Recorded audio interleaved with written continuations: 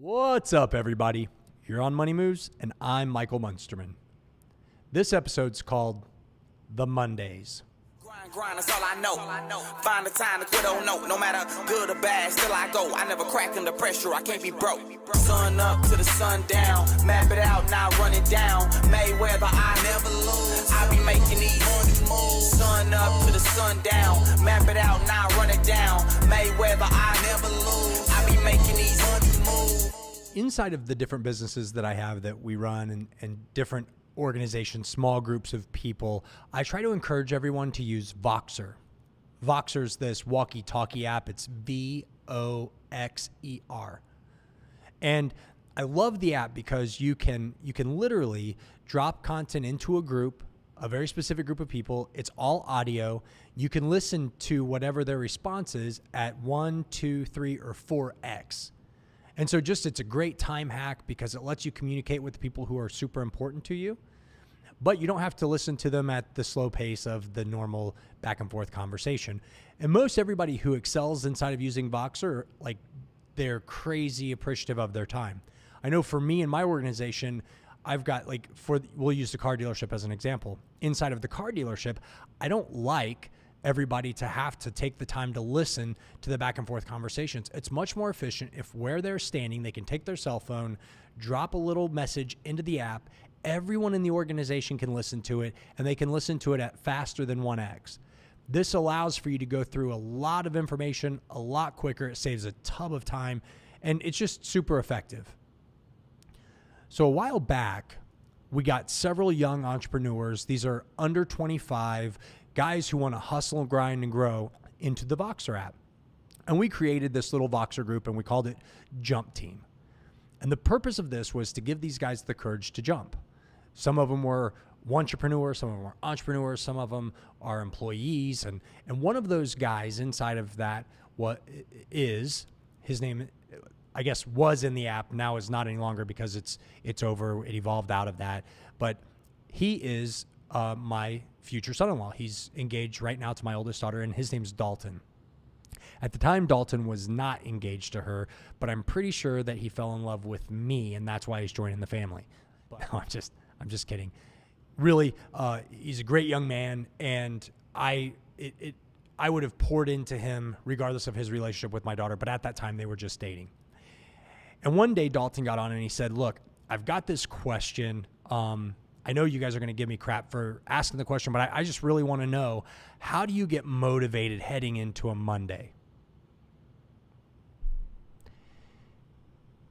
So this is one of the easiest things in my mind ever. And I don't understand the stigma around the different days of the week. But normally for an entrepreneur, we take a bullet and we put it in the head of the 40-hour work week. If you don't kill the idea of a 40-hour work week, you will fail as an entrepreneur. Or at very best, you'll forever be self-employed. And the reason is because there's no boundaries on your work week. Typically, an entrepreneur is doing something that they love and something that they care about and something that it behooves them to pour into. And so there's never this point where they look up in the morning and they're like, it's Monday. I got to go back to work. And if you do, you're in the wrong business. Quit your job, sell your company, close it. Anything would be better than being so miserable that on Monday morning, you hesitate to get out of bed. Monday morning is literally the springboard for the rest of your week. And this is what I said to him.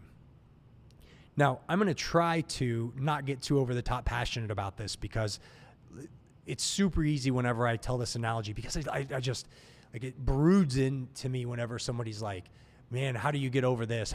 First of all, let me start by saying getting motivated, first of all, if that's something that you need, if you're like, man, I really need to be motivated, I need to be inspired, that's garbage. You just have to make a decision. And so for a lot of us, we've competed in some form or another in some athletic event at some point in time, or we've done something where there's a set of rules and there's a finish line and our objective is to win. Business, life, work, it doesn't matter what your situation is. It's the exact same thing. There is a goal, there's a finish line, and you're in the race, whether you like it or not. Now, inside of our world, money is a requirement. We have to be able to pay our bills. We have to be able to provide for our family. And so you have this great opportunity to get in the race and win. But literally, there are people who say, man, by Monday I get to work, I'm just like, I'm dragging. It takes me a while to get motivated. And so literally, that's what he said to me. He's like, it takes a while to get motivated. I feel like it's 10 or 11 o'clock in the day before I really get rolling. Now, at the time of this, Dalton worked for another company. Today, Dalton runs one of our dealerships. And so there's a huge shift there.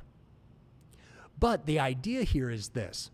And I'm going to correct myself there. I just said one of our dealerships. We only have one dealership, but inside of this facility, we have two separate buildings. So Dalton handles that. He is the sales manager for our dealership, and then service has its own manager. So that's my reference there. But just total amnesty, because I don't want anybody saying that I'm flubbing. But when he was working there, he's like, man, when I get to work, I'm dragging. I love my job. I mean, I like what I do, but it's like 11 o'clock. And my mind's just blown. I'm like, look, dude, stop thinking about it as a job. Like, it doesn't make sense. It doesn't matter if you work for yourself, if you work for somebody else. Like, regardless of your positioning, Sunday's when you should plan for your Monday. Like, stop thinking about Monday as being the first day of your week, first of all. Sunday is the first day of your week. Sunday's when everything begins. You get to start Sunday with the very best of your world. You get the day off. For most of us, you get to be off Monday. You get to spend time with family, go to church, do your thing. And then Sunday night, you get to plan your week. So in other words, you get to pull out the playbook and strategize how you're going to win the week. And you have this incredible advantage potential because most people drag into Monday. Very few, small percentage of people think Monday's a power day. See, whenever I get into Monday, I'm thinking, how do I get to Wednesday? Because typically by Wednesday, I've crushed my goals that I had set through Friday. And so my new objective is to get 2 weeks worth of stuff done by Friday. And I rarely do it because I'm pretty aggressive in my objectives anyway. But normally by Wednesday, I've hit a big chunk of my goals. But you can't do that when you get to the race and you don't start until noon on Monday. Because there are going to be people like me who recognize that this is a game that we can cheat. And if you can cheat and still win and not be pointed out like, hey, you're a cheater, why would you not do that?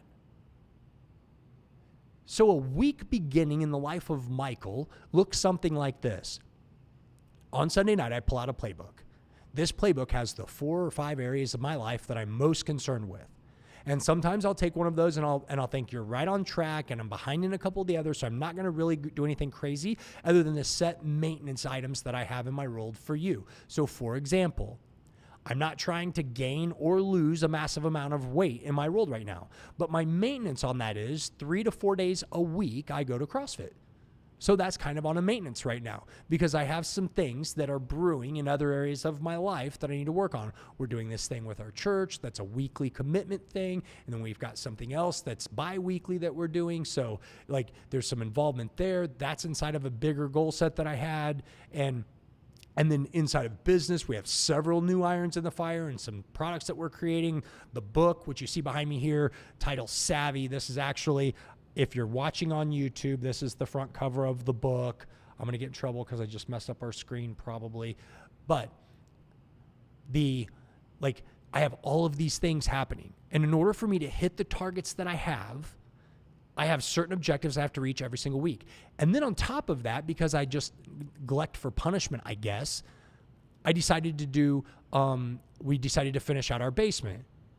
And you guys have heard me talk about that inside of Click, Click, Boom. If you haven't heard that, I've gotten great feedback on Click, Click, Boom. And it's something that you can relate to inside of trying to navigate the waters of general contractors and just building. But anyway, so on Sunday night, I sit down and I decide, what am I going to accomplish this week? So I've got my what. And the next thing that I sit inside of that conversation, I think, why do I want to accomplish this thing?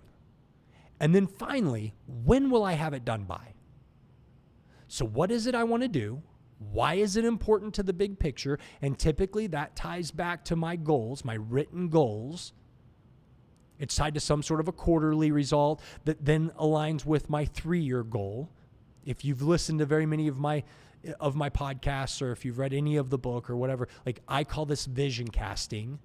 3 years out from now, this is what my life's going to look like. I back into it, and I'm sitting here on Sunday night with my playbook out, and I'm thinking, okay, now how do I execute for this week? And because I have clear and concise goals, I recognize not only what I need to get done this week, but I look at what I need to do the following week. And the reason that I do that is because my intention is to get my first week done by Wednesday. And then I told Dalton, I want you to stop thinking about Monday like Monday. So that's what you can do. First of all, first hack. This is steroids inside of the athletic event. In any other sport, if you do this thing that juices up your results, it'll be made illegal. It's not fair to everybody else because not everybody else can do it. Whatever. Sunday night, you plan your week. Now the first day of your week's already over, and it was the best day. So why not go into the second day with enthusiasm and vigor? Because this is what I explained to Dalton. Here's what, just imagine it. You're with your team. You're getting ready to do a 5x5 relay, right? Like you've got 5 men. You're going to do a relay. Like this is your opportunity to win. You're watching everybody. Everybody's getting ready. Everybody's loosening up. You're sitting on the sidelines because you're just not feeling it yet. They're stretching, they're jumping, they're moving around. You see some guys, they're going up and they're getting in the blocks. They're starting to dig their cleats in, and they're pressing their fingers into the mat, or into the, whatever it is, that material on the track, into the track. And you can tell that they're just anticipating, they're excited about this race. And you kind of walk over and get into the same positioning. You do put your feet where they go, and you take a big, deep breath because you're still just not feeling it. The referee raises the gun. Everybody's knuckles go white. You know the movement, so your knuckles go white too. Everybody lifts up. They're getting in that ready position. On your mark, get set. The shot goes off, and everybody sprints, except for you. The beginning of the race just happened, but you are still sitting in the starting blocks. You just made a decision that you might at some point decide to sprint around this track, but you're not really feeling it. It's Monday. It's the beginning of the race. And you have great big aspirations. Maybe you even sat and came up with some goals for yourself for that week, but you decide you could also be the very most talented athlete in the entire circuit. So finally, you decide, you know what, I'm going to win this race. And you get motivated, and you lift up and you sprint out of the blocks, and you take off and you run as hard as you can, and you gain on people, and you're feeling great and everything's awesome. And you get to about Thursday and you realize there's absolutely no way I'm going to get everything done that I wanted to get done. And then you mentally destroy yourself in this race because you don't continue to sprint. In fact, you get complacent and you give yourself permission to let yourself out of your obligations. And what you do is you say, you know what? I got off to a late start earlier this week. Next week, I'm really going to crush it. And you fall back to a jog. You've still got a lap left. You've still got a quarter mile left. And you look ahead. And there are people who have already finished that race. And you see, this is the choice that you get to make. Except in this, it's even different. Because the society starts at 7, society starts at 8, society starts at 9. Like that's the average working period begin for most people. So why would you ever choose to show up to work at 9 o'clock? Why would you choose to show up to work at 8 o'clock? Why would that be the beginning of your day? Why would you give yourself permission to roll out of bed at 6:30 or 7 or 7:30, knowing that you're going to work here in just a little bit, not giving yourself time to make space, not giving yourself time to work out, not giving yourself time to communicate with the key people in your life that you want to show love and appreciation to? All of these things you could have banged out. You could have read or listened to an audiobook to get better, to better yourself in your craft. You could have checked emails. You could have checked text messages. You could have responded. You could have gotten a list of things done so that way, whenever they say, hey, we're getting ready to run this relay, you get to go down, and before they even raise the gun and say ready, set, go, you can drop into the blocks, lift up, and take off anytime you want, and it's legal. You don't have to be a slave to the rules of the race. You get to win at all costs. That means you get to get that shot of steroids on Sunday night. You get to sit down at the table and plan your week and plan the following week. And then you get to get behind the blocks and you get to sprint. And you get to start the race whenever you want. Why would you not be excited about getting out of bed and doing that? Well, Michael, I work for somebody else. You just don't get it. No, you don't get it. What happens when you show up to work Monday morning and you're the first person there and you're at your desk and you've made the calls and you've contacted the prospects and you've done the things that are necessary to win at the game before your manager even shows up? By noon, you've closed a sale or gotten a contract or set an appointment. By 5, you've accomplished more in your first day than most people get done by Tuesday. You don't think management will recognize that? Well, I did that for a week and nothing happened. I did that for a month, nothing happened. I did that for a quarter, nothing happened. I did that for a year, nothing happened. Yeah, but you've worked for the company for 5 years and you just started this shit. Expect it to take time. You get to decide whether you win the race, and you also get to pick what it is you're racing for. Michael, I perform at a high peak performance inside of my workplace. There's absolutely nothing else that I could do to improve upon my positioning where I am currently today. Cool. Hey, I want you to look down. How's that gut looking? What could you do physically to make yourself a better specimen? What would happen to your world if you felt better physically about yourself? Maybe you're physically fit, and so check mark number 2, Michael, cool. Key relationships in your life, how are those doing? What could you do Monday morning before 8 o'clock to make the people in your world who matter the most to you know that they matter to you? What could you do to deliver some sort of a message to them to say, hey, before you were even out of bed this morning, I was thinking about how much I love, honor, cherish, and appreciate you. I'm going to give you a hint. Your cell phone will communicate with any single person you know, typically through multiple forms of media. Like the people that I care about, I'm friends with on Facebook.